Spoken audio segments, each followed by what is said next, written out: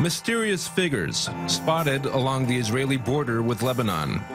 This footage, filmed recently by Israeli media, features what are believed to be Hezbollah operatives in civilian garb approaching an Israeli army outpost near the border community of Shtula.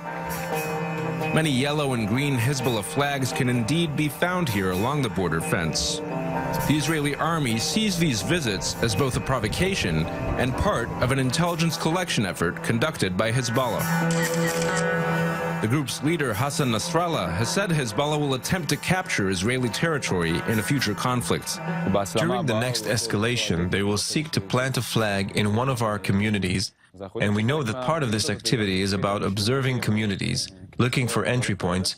We're preparing for that as well. They will hold the territory for 24 hours, no more, until they are kicked out. But it will happen. I think it will happen.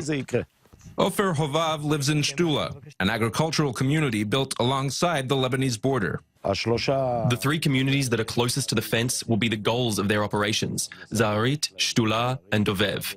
This is known. We talk about it all the time. We know they're always talking about Shtula from different sources. They constantly mention Shtula.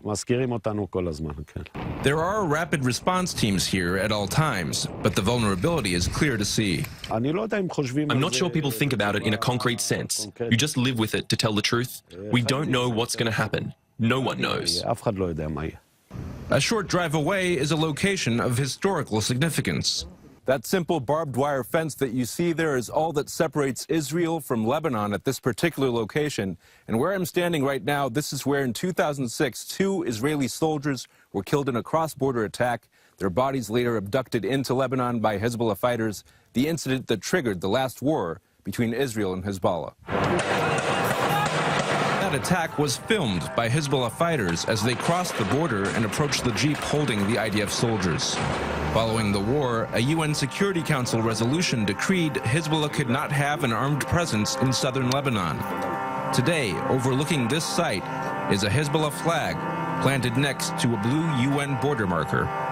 Shai Ben-ari, I-24 News, the Israel-Lebanon border.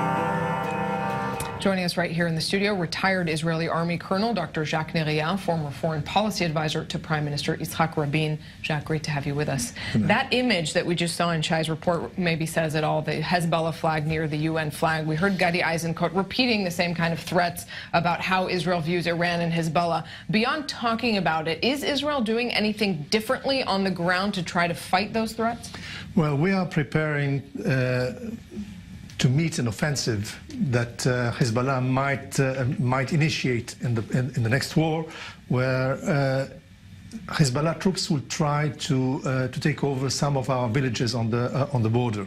This is the main goal, is just to create a havoc in the area and to try to convince the public opinion, the Arab opinion, that they are in fact the fighters against Israel. When they mean that, when they say that, they mean it effectively, and we know that they are planning that.